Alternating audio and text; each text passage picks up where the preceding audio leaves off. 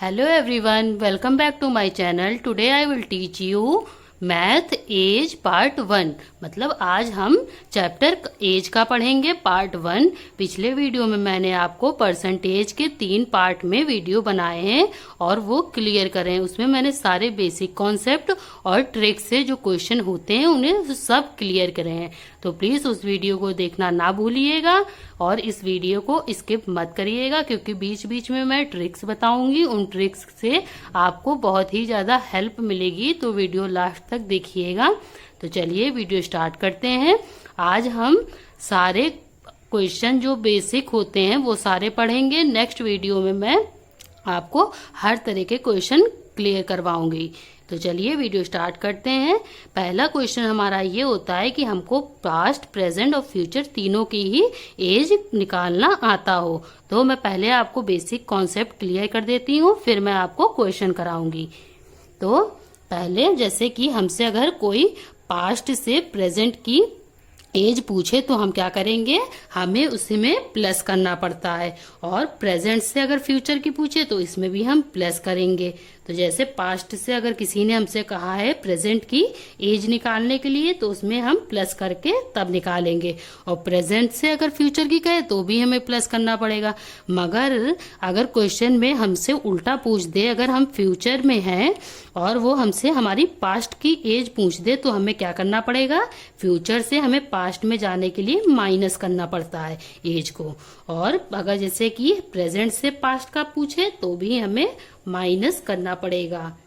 तो इतना हमें याद रखना चाहिए। अगर हमें पास्ट से प्रेजेंट में कोई क्वेश्चन पूछेगा तो हम प्लस करेंगे, और फ्यूचर से पास्ट में कोई पूछेगा तो हम माइनस करेंगे।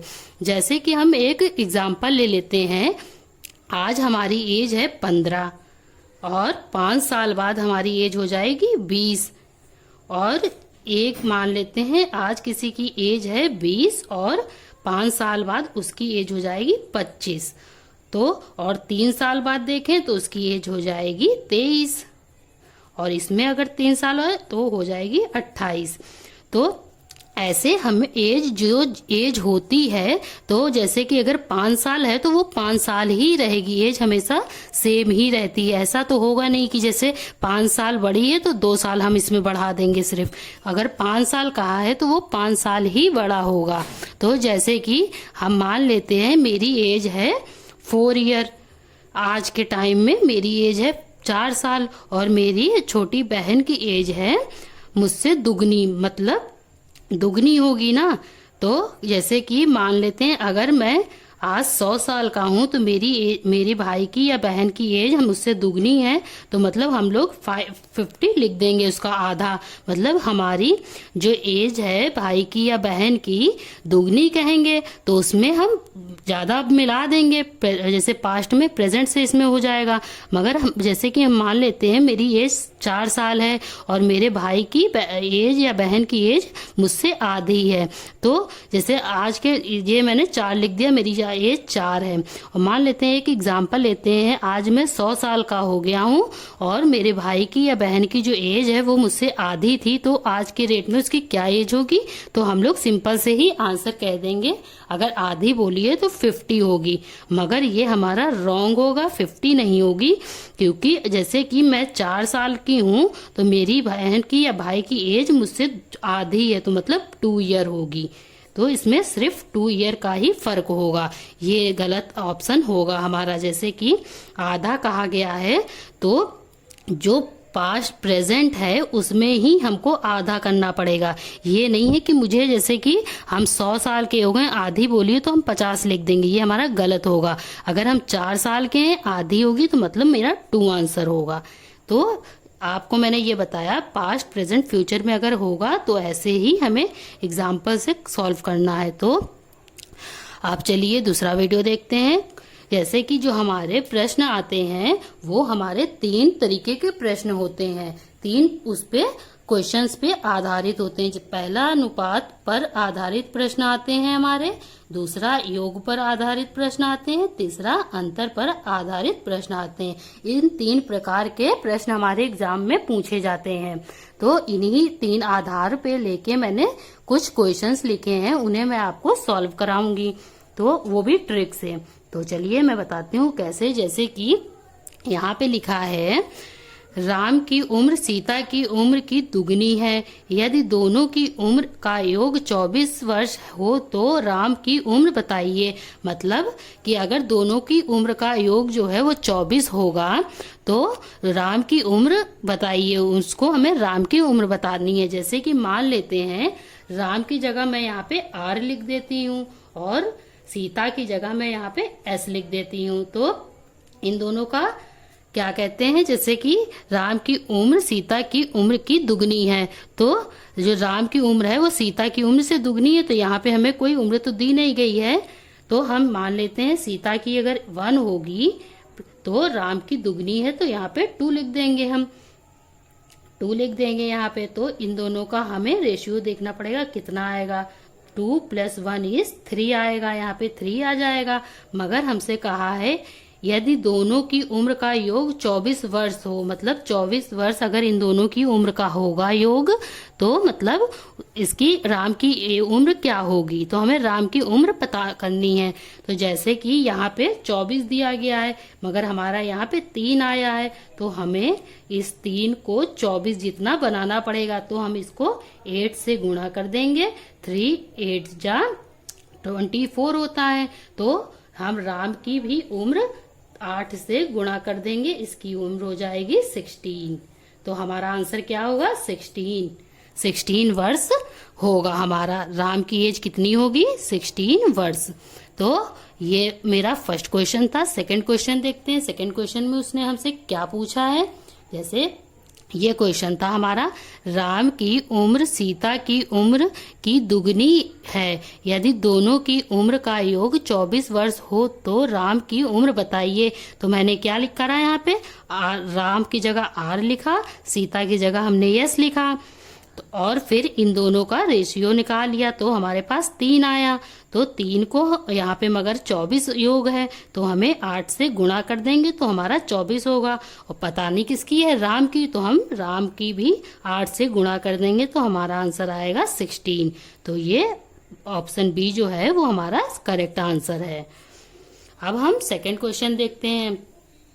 गीता तथा राज की आयु का अनुपात 4:3 है। 6 वर्ष बाद गीता की आयु 26 वर्ष हो जाएगी, तो इस समय राज की आयु कितनी होगी। मतलब हमें राज की आयु जाननी है। तो इसको हम कैसे करेंगे, जैसे कि मान लेते हैं गीता की जगह मैं G लिख देती हूँ और राज की जगह हम R लिख देते हैं। तो 4:3 है, तो गीता की 4 होगी और राज की 3 होगी। तो हम क्या करेंगे, हमको किसकी बतानी है, गीता की। गीता की हमको बतानी है आयु। इसमें बताया गया है 6 वर्ष बाद गीता की आयु 26 हो जाएगी, मतलब 6 वर्ष बाद। तो हम इस 26 में से 6 को माइनस कर देंगे। इस 26 में से 6 को माइनस कर देंगे तो हमारे पास क्या बचेगा, 20। तो इस 20 को हमें गीता की एज बतानी है तो हम इसको 4 से भाग कर देंगे। 4 से जब भाग कर देंगे ये हमारा 5 में कट जाएगा।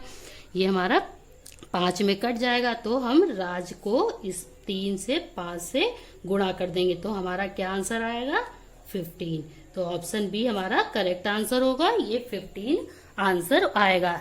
एक बार मैं फिर से बता देती हूँ, गीता तथा राज की आयु का अनुपात 4:3 है। 6 वर्ष बाद गीता की आयु 26 वर्ष हो जाएगी, तो इस समय राज की आयु कितनी है। मतलब हमें राज की आयु ज्ञात करनी है। तो जैसे मैंने गीता की जगह G लिखा है, राज की जगह R लिख दिया है। 4:3, तो 4:3, 4 गीता का हो जाएगा, 3 राज का हो जाएगा। तो हमें 6 वर्ष बाद गीता की आयु 26, मतलब 6 वर्ष बाद उसकी आयु 26 वर्ष हो जाती है। तो हमें बतानी राज की, तो हम इस 26 में से 6 वर्ष, ये वाले 6 वर्ष माइनस कर देंगे तो हमारे पास 20 आया। 20 को हम गीता के 4 से भाग दे देंगे तो हमारे पास 5 आया। इस 5 को हम इस राज की हमें निकालनी है तो 3 से हम 5 को गुणा कर देंगे, 15 हमारा करेक्ट आंसर आ जाएगा। तो अब हम नेक्स्ट क्वेश्चन देखते हैं। नेक्स्ट क्वेश्चन में हमें क्या बताना है। जैसे नेक्स्ट क्वेश्चन है हमारा, रमेश की आयु 40 वर्ष है और राम की 60 वर्ष है, तो कितने वर्ष पहले उनकी आयु का अनुपात 3:5 होगा। मतलब कितने बाद 3:5 होगा। तो जैसे हम मान लेते हैं रमेश की जगह हम आर ये लिख देते हैं और क्या कहते हैं राम का भी हम आर इधर ये लिख देंगे। तो मान लेते हैं इसका 40 वर्ष है और राम की 60 वर्ष है, तो हम रमेश की 40 इधर लिख देंगे और राम की 60 इधर लिख देंगे। तो पहले तो हम इनको काट लेंगे, तो ये हमारा 3:2 आ जाएगा। मगर हमसे पूछा क्या गया है वर्तमान, तो पहले का अनुपात उनका क्या है 3:5। 3:5 है पहले का, हमारा आया कितना है 2:5। मगर हमको क्या प्राप्त करना है पहले उनकी आयु का अनुपात। मतलब कि 60 वर्ष है तो कितने वर्ष पहले, मतलब कितने वर्ष पहले उनकी आयु का अनुपात 3/5 था, 3:5 था। हमें वर्तमान आयु चाहिए, तो हम क्या करेंगे हम पहले वाले ऑप्शन को ट्राई करते हैं कि पहले वाले से होगा या दूसरे वाले से। जिस भी ऑप्शन से हम इस क्वेश्चन को ऑप्शन से करते हैं ऐसे क्वेश्चन को। तो कैसे करेंगे, जैसे कि इस 40 को हम इस 40 में से पहले वाले को देखते हैं, माइनस करते हैं, कितना आएगा हमारे पास 40 माइनस 10 इज 30 आया हमारा। तो हम यहाँ पे 30 लिख देंगे, 30 आया है। और क्या कहते हैं फिर हम सेकंड वाले को 60 माइनस 10 करेंगे तो हमारे पास कितना आएगा 50 आएगा। तो 50 हम इस तरफ लिख देंगे, 50 हम इस तरफ लिख देंगे, तो 0 0। ये हमारा क्या है 3 आ गया, ये हमारा 5 आ गया। तो हमारा आंसर क्या होगा 10 हमारा सही आंसर होगा, क्योंकि 3:5 हमारा पहले था। तो हमको ज्ञात करना था पहले कितनी हो उनकी आयु कितने का अनुपात होगा, मतलब पहले कितना होगा जो इनका अनुपात 3:5 आया था। तो मतलब 10 हमारा करेक्ट आंसर होगा 10 साल पहले।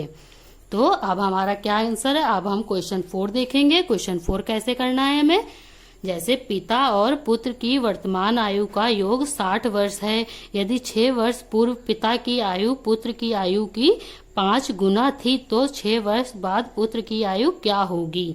तो हमें 6 वर्ष बाद की पुत्र की आयु पता होनी चाहिए। तो जैसे मान लेते हैं पिता, हम इधर लिख देते हैं पिता की आयु कितनी होगी और पुत्र की कितनी आयु होगी, ये देखते हैं। जैसे मान लेते हैं पुत्र की आयु 1 होगी तो पिता की आयु 5 गुनी होगी, 5 गुनी। तो हम यहाँ पे 5 लिख देंगे। जैसे हमने यहाँ पे 5 लिख दिया, तो अब इनका हम अंतर देखेंगे, तो इनके में अंतर क्या है 6 आ गया हमारा। तो 6 आ गया, तो हमें क्या चाहिए वर्तमान आयु का योग 60 वर्ष है। जैसे 60 वर्ष है तो यहाँ पे हम 60 लिख देंगे।